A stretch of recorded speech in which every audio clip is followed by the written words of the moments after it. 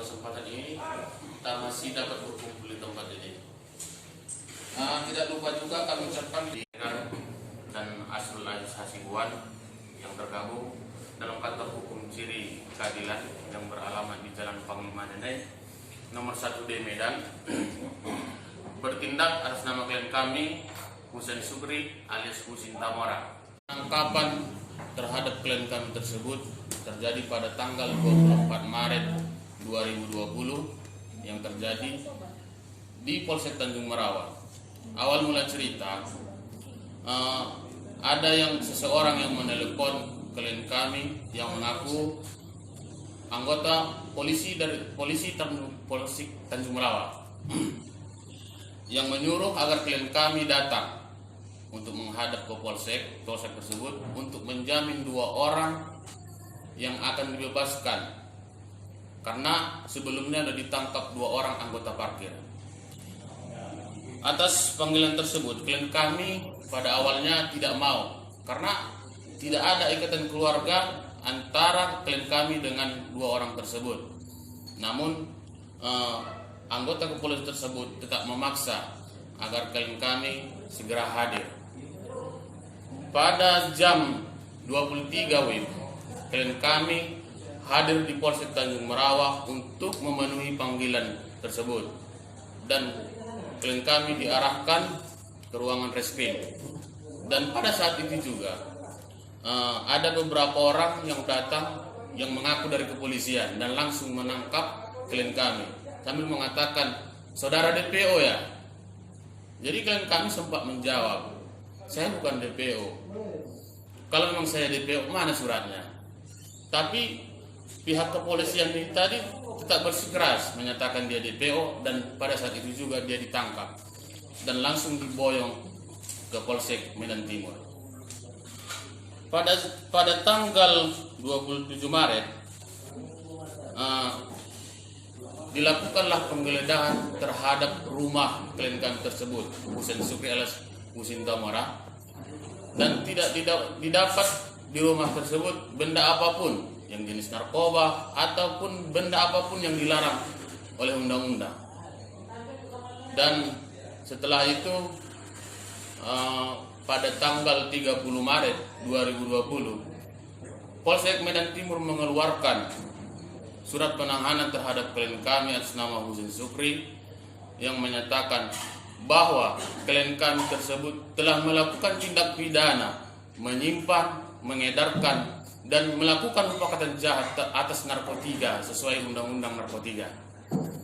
Jadi, kami selaku kuasa hukum dari Husein Sukri alias Husin Tamora menyimpulkan terhadap penangkapan dan penahanan klien kami ini sangat keliru. Yang pertama, surat penangkapan, pada saat penangkapan dilakukan penggeledahan badan terhadap diri klien kami ini tidak didapatkan bukti narkoba ataupun bukti apapun yang melanggar undang-undang. Yang kedua, pada saat penangkapan dinyatakan klien kami ini adalah seorang DPO.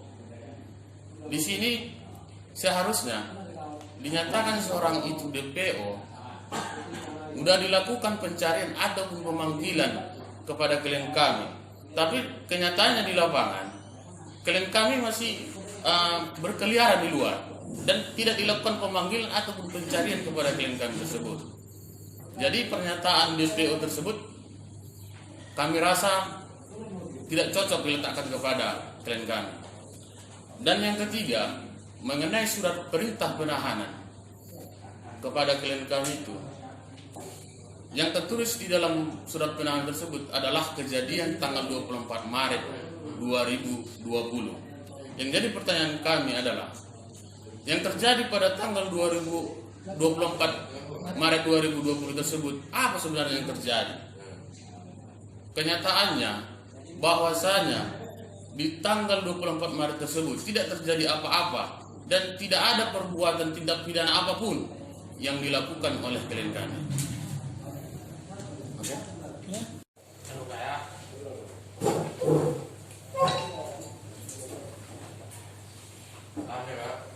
Bahwasanya kejadian terjadi pada tanggal 24 Maret 2020. Terjadi permukatan jahat memiliki, menyimpan ataupun mengedarkan. Padahal jelas pada tanggal 24 Maret benda apapun baik yang dilarang sesuai dengan narkotika atau undang-undang yang tidak ada terhadap klien kami Husin Supri alias Husin Tamor. Jadi dalam hal ini kami melakukan upaya hukum rapid. Namun karena keadaan sekarang situasi negara kita adanya COVID-19, untuk acara rapid itu baru diterima pada tanggal 28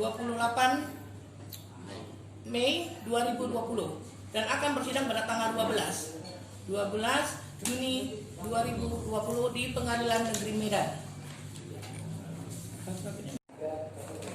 Ini akta permohonan prapit kita ya.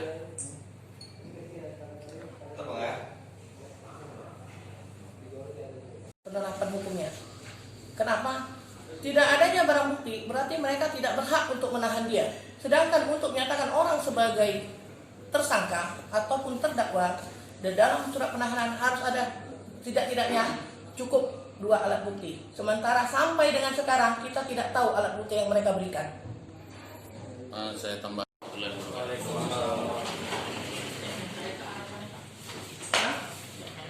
Bisa saya jelaskan adanya penahanan ataupun penangkapan yang tidak sah sesuai dengan undang-undang yang terjadi pada tanggal 24 Maret 2020, di mana klien saya diduga untuk melakukan tindak pidana narkotika dalam pasal 114, 112, junto 132. Sudah? Kami selaku penasihat hukum kami mengajukan sidang pra pidana yang akan dilakukan sidang pada tanggal 12 Mei 2020 pada hari Jumat. Kak, cerita sedikit Kak tentang keganjilan penangkapan Kak yang dilakukan pihak kepolisian Kak. Keganjilannya pada saat ditangkap dia tidak ditunjukkan pada dia surat IPO maupun surat penangkapan, hanya ditunjukkan surat yang tidak kertas putih yang tidak tahu apa tulisannya. Setelah sampai di Polsek Medan Timur baru diserahkan sama dia suratnya. Jadi sudah berapa lama kalian Kakak ditahan nih Kak? Sudah kurang lebih 3 bulan lah. 3 bulan. Statusnya sekarang Kak? Berkasnya sudah sampai ke Statusnya sekarang sudah sampai ke pengadilan. Pengadilan karena bagi saya itu termasuk prematur dalam menetapkan dia sebagai P21. Karena tidak adanya barang bukti ketika dia ditangkap baik dari badan maupun di dalam rumahnya setelah dilakukan penggeledahan. Harapan kita apa nih Kak? Harapan kita semoga klien kita ini dapat benar-benar mendapat keadilan sesuai dengan apa yang diinginkannya, karena dia tidak ada melakukan apapun yang dapat dilakukan dengan sesuai dengan apa yang ditujukan daripada surat penahanan tersebut. Proses Yang ditampilkan siapa? dari penyidiknya Polsek Medan Timur.